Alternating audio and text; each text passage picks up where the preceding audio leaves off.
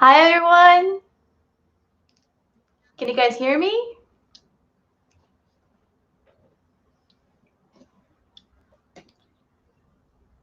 Okay. I'm Piettra. I'm very happy to be here. I want to thank the Campus Party organization for inviting me. It's such an honor to be here. And let's start my presentation. Okay. I had to share my screen, right? Yeah, sorry.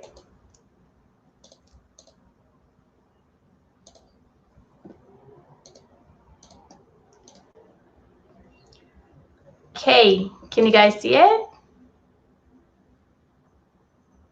Yeah, okay, you can. Okay, can I share my presentation now? Okay. Hello again. I want to thank everyone who's watching me here today. First of all, I want to say I'm an artist and I am also a Womenwill lead. I'm going to talk about it in the next slide, but first I want to share what we believe. We believe that when women prosper, we all prosper. So no matter what your gender, we can change the world together. So around the globe, across the decades, from generation to generation, women face challenges. And I believe we can surpass these challenges through Womenwill. But what is Womenwill? Womenwill is a Grow with Google program. And here in the south of Brazil is organized by GBG Curitiba. That is Google Business Group. I won't talk a lot about GBG, but I will leave the website at the end of this presentation if you guys want to know more about it. But it's basically a Google program that is spread all around the world and focused on business. So at Womenwill, we believe that we can make the world more equal, one woman at a time. Because we know that when women have equal access to information and opportunity, anything is possible. So today I'm going to talk a little bit about the world we live in and our unconscious bias and how to overcome them. This presentation is originally a workshop, so I tried to transform it into a presentation. So we'll talk very quickly about everything. So the world we live in today. Here are some statistics, but basically the most important thing is that the gender pay gap is a very strong factor in gender equality. So if you continue to do what we're doing today, it will take us 257 years to close the gender pay gap. And when you take a moment to consider the constant impact that this has, it reaches into every area of our life. This disparity creates a systemic disparity in power and security globally. And about the leadership gap, it's a significant contributor to both the pay gap and poor solution design. While women make up to 45.7% of the employee workforce, only 5.8% of them are CEOs. And these clearly demonstrate that a lack of female representation in leadership is a systemic challenge that needs to be addressed as we move towards gender equality. So it's time for us to change that. So how did we get here?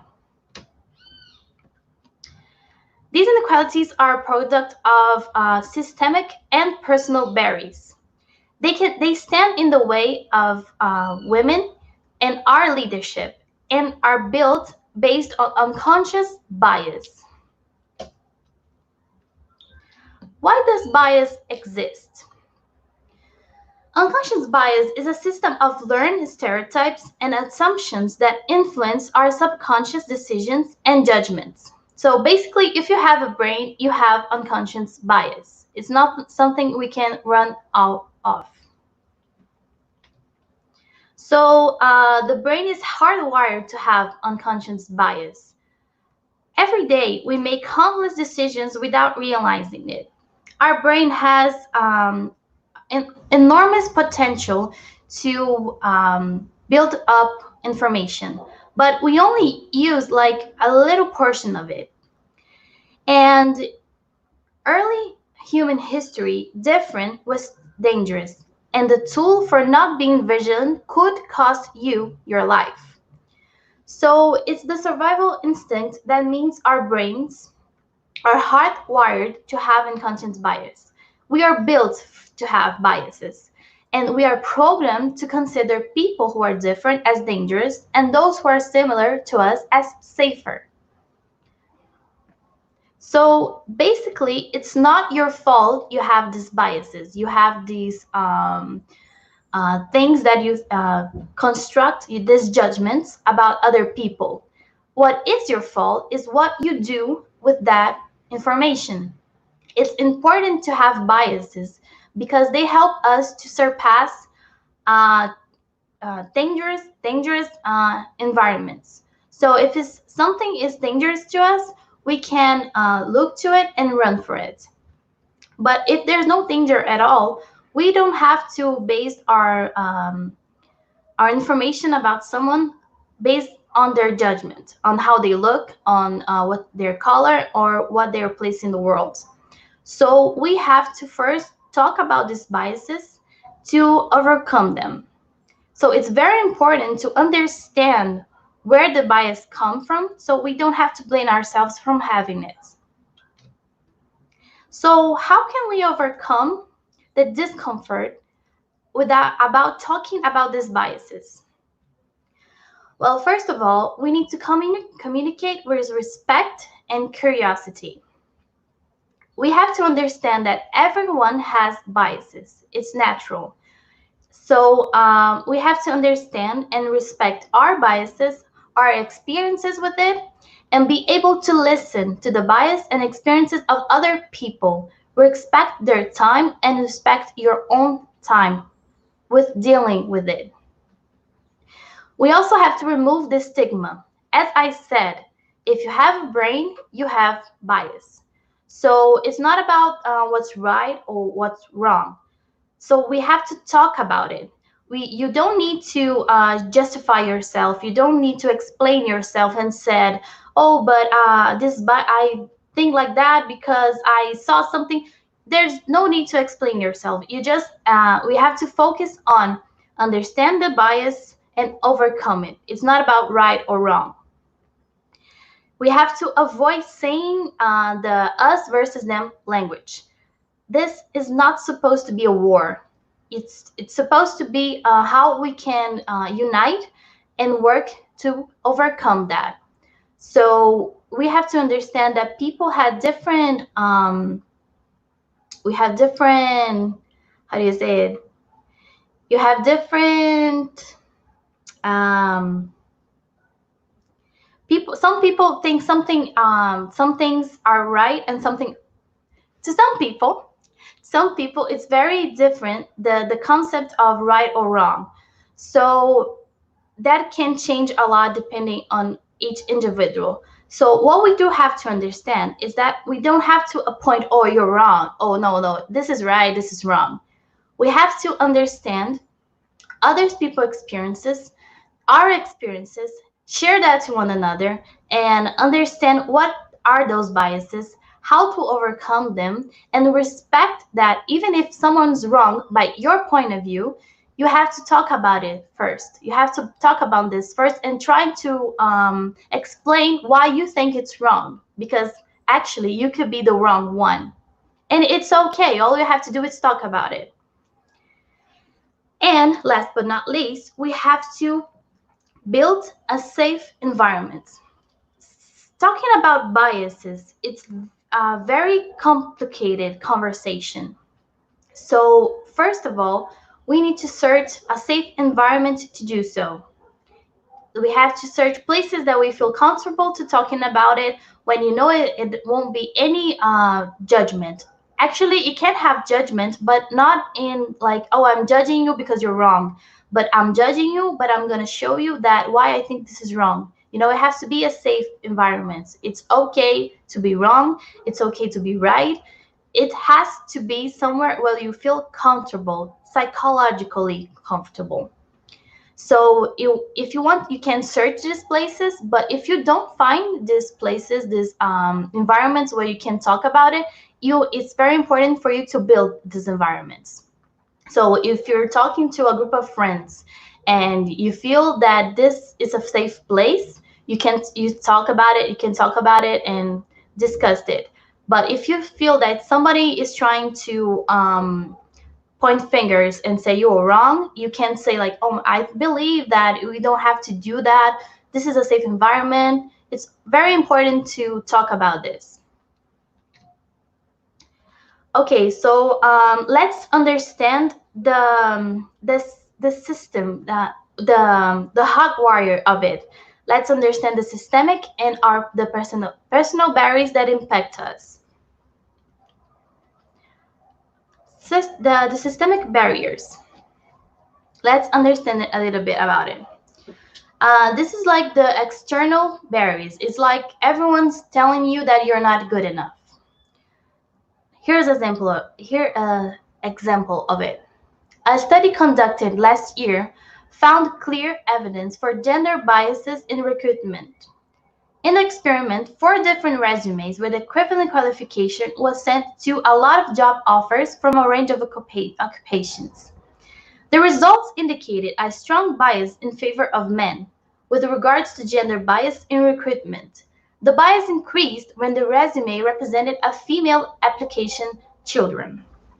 Well, this is a typical example that we as women see a lot these days.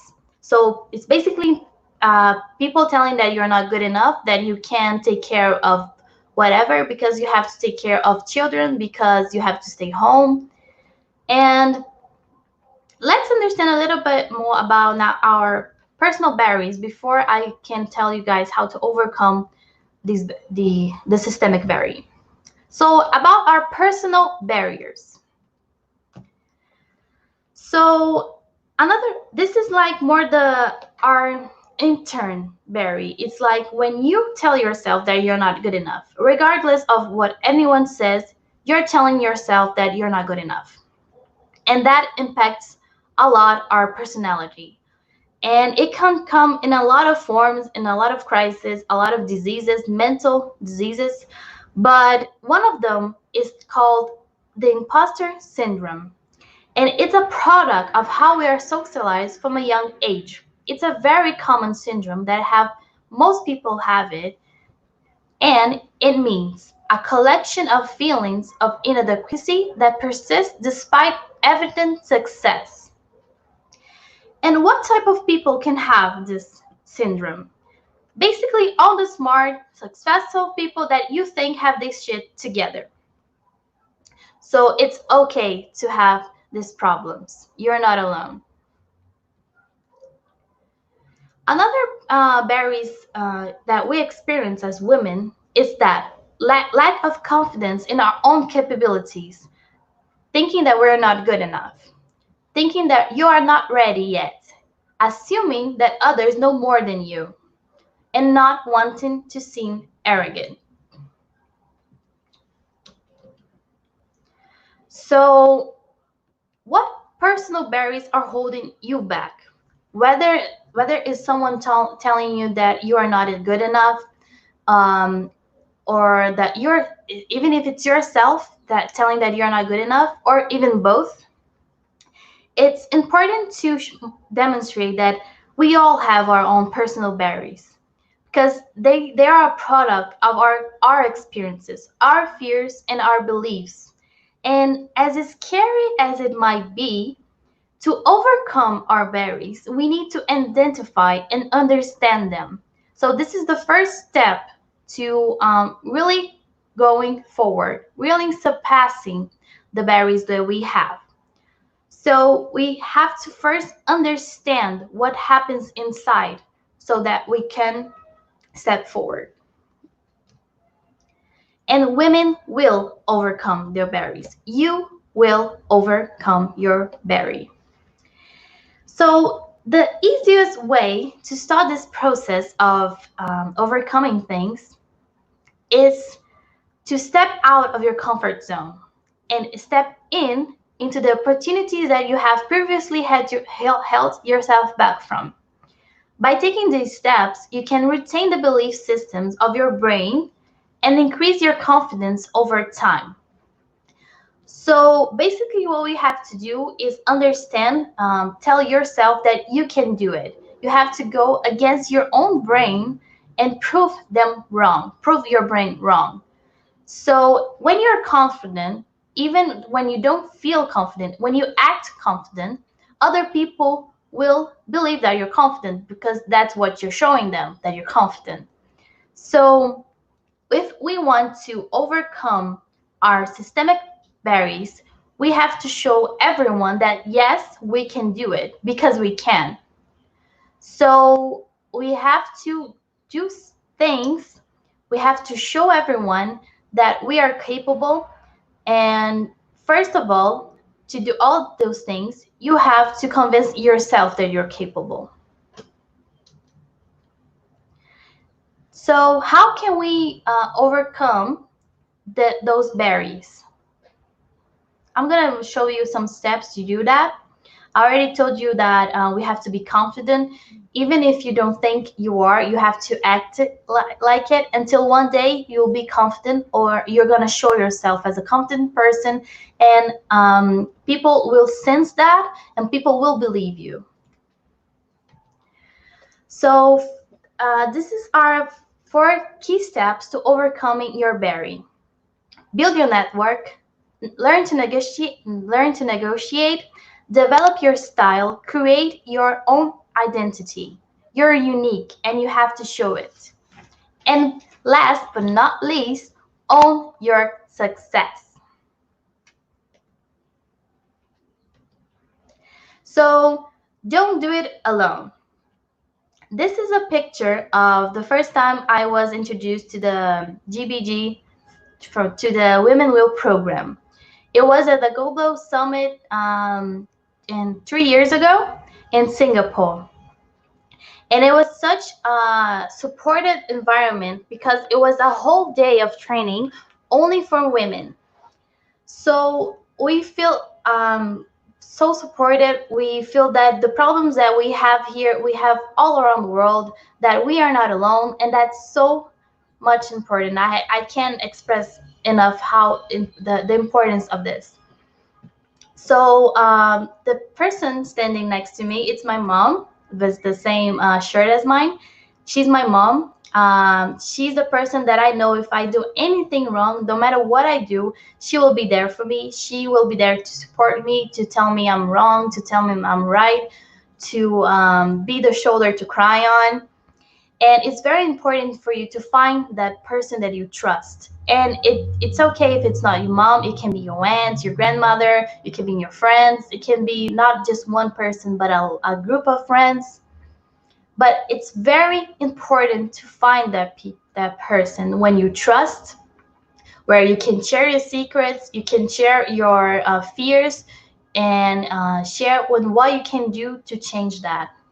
So don't do it alone.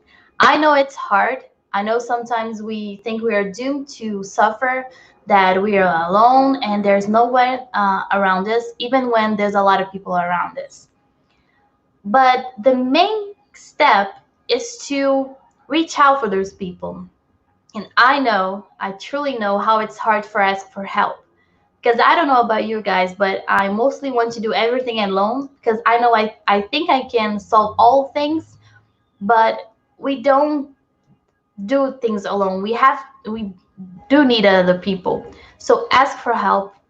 As much hard as it may be, you can start small, like, oh, hi, so I just wanted to stay here for a while and share this thing that I've been going through. And or even if you don't want to share anything, even if you don't want to talk, you must call someone and said, can you please stand by me and, I don't know, eat some ice cream and watch some Netflix with me. I don't want to talk about it. I'm just a little down and I need some company. It starts simple as that, and it's okay. Not every time we have to talk about our feelings, but it's also very important. So Don't do it alone. It's a very important step. Learn how to negotiate. It's basically that this is about business, but it can also mean to a lot of areas of our lives. You have to know that you have something and the other people have something you want. So how can you share the thing you have? What's the counterpart? What do you have to offer to trade with that people? So you have to learn how to negotiate and how to balance these two things that you need. And I'm not talking about only about money. I'm talking about everything that you may possibly think. Develop your style. You have to create your identity. You have to understand who are you in the world and what are you here to do. And so basically to do that, it's very important to create a personal brand. And to do that, there's three key ingredients. So this is you in the world, and what will you want to do? What message do you want to pass to this world? First, you have to understand what is this message? Who are you and what you want to share to the world? What you want people to know about you? And who are you basically? Who are you and what you want to do? The medium is the platform where you want to do it. What platform are you going to use it to share the message you want to send? The measurement is about taking note of things you want to do, of things you do. To it's more something that you something you have to do it for yourself. You, of course, you can share to with someone, but it's basically the things you want to do and you want to know you're gonna do. And okay, this is it's a complicated. It's a little bit complicated, but I'm gonna give you an example, a personal example. Let's take for instance, I am a dancer. I'm a dancer. I'm a feminist, and the message I want to give to the world is that I want to change the world through art and speak about gender equality. Basically, that's my message. That's who I am. And how with platform, what's the medium I'm gonna use to do that? I want to use Instagram. I want to share my dance videos on Instagram. I want to share that I do lectures about gender equality. I do workshops about gender equality and how can I mix those things and share it to the world. I'm gonna use Instagram. The measurement is something, it's a plan. I do it for myself. Like I want to post at least 2 dance videos per month, or I want to do at least 1 lecture per month.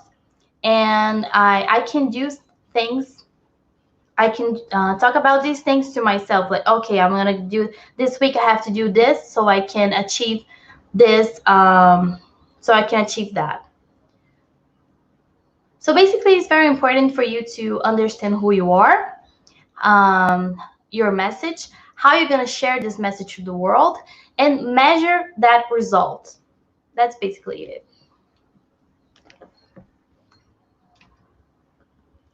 And to do that, it's very this action plan that you can use. So you have to commit to what you want to achieve. So it's very important to note, write things down that you want to do. I want to do this thing in the next 24 hours. I want to do this in the next week. I want to do this in the next month. But it's not something like you note to yourself, that's something you write and you will do something someday. It's not like the things I want to do before I die. It's more like the things I want to do, the things I will do to change the environment around myself. So, for instance, if I want to be more confident, I want to work on that. Of course, it's not something you will have through the day. So what will I do today to make that happen? I'm gonna go up to the mirror and tell myself I'm beautiful. I'm gonna change up my hair to differently, so maybe I be more confident about it. So what plans, what actions will you do to change the environment around you? And the most important thing is to take action. I know it's very hard to do that. Actually, it's just one of my more the the top barriers of my life, because I'm very scared of making mistakes. So sometimes I stay still because I don't want to do anything wrong. But it's very important to do things because you learn from your mistakes. So even if you're wrong, even if you're frightened, you have to do, you have to take action. You have to do it. So yeah, maybe something will go wrong or not. Things could go absolutely fine. But even if they go wrong, you can learn from those mistakes and be better and better and better. So take action. Just take action. Do things, just do it. And own your success. This is very hard for most people, and I found talking about myself, because it's very hard for us to accept the things that we do, to accept that yes, I did that, and I own it. Because most of the times we don't want to see like we're bragging about something. And when someone gives me a compliment about something I did, I reflect that compliment and I say, no, no, it's not about me. It's like, actually, it's not good enough. I don't think it's good enough, but yeah, whatever. And we have to learn not to do that. We have to own our success. So the next time when someone tells you, compliments you, instead of deflecting this compliment, like I do a lot, you can say thank you. You can say, I know sometimes they don't feel like you're thankful enough, but you can say thank you for the compliment. I'm happy you noticed. I'm very happy with your compliment. Thank you. That's all you have to say. It's thank you. And another thing, if you want to, specifically in the artistic realm, when you have to show what do, what will you work for. So how to do that without brag. If you're talking about facts, you're not bragging. You're telling people what you do. So you can come and you can also say how you feel about it. For instance, well, I feel very happy to perform in one of the most in the most one of the most biggest theater in the world. So there you go. You tell that you're happy with the action you take, and you didn't brag about it. You just tell people what you do and how you feel about it. And that's basically it. You have to own your success. You have to accept the things that you do. And if you want to share what you do with people, you have to tell what you do. You can't just simply assume that someone will discover what you do. Sometimes they do, but you have to learn how to share it, and share it with plenitude. You have to share it with, own it with confidence, because what you do, it's awesome. So own your success. So that's basically it. I want, if you guys feel motivated about this presentation, I will be very happy to know what you think women will do and what will you do to change the environment around you. So please, whatever you do, whatever action it is, even if the most simplest thing in the world, please share with us, and please share and tag Womenwill and Womenwill Curitiba. I'll be very happy to know what kind of actions you guys want to take about that. And just to reinforce, when women prosper, we all prosper. So let's change the world together. I'm gonna leave you some contacts. So if you have any questions, you can contact me in my personal Instagram. You can send me an email. Please follow our colleague with Piettra Marques. And if you want to know a little bit more about GBG Curitiba, please follow the site. Follow Womenwill Curitiba on Instagram. We are still in construction, but we'll have a lot of content briefly. And while we are not Womenwill, follow GBG Curitiba. We still have some Womenwill content there. So if you have any questions, if you want to know more about the workshop and the work I do in art, just send me anything on this social media. I want to thank you guys again for watching me. Thank you so much, Campus Party. I'm very happy to be here. It was challenging, but I think it was worth it. So is there any questions? Is there anything I can let me stop my presentation here? Is there anything, you guys? Okay, there's a lot of comments.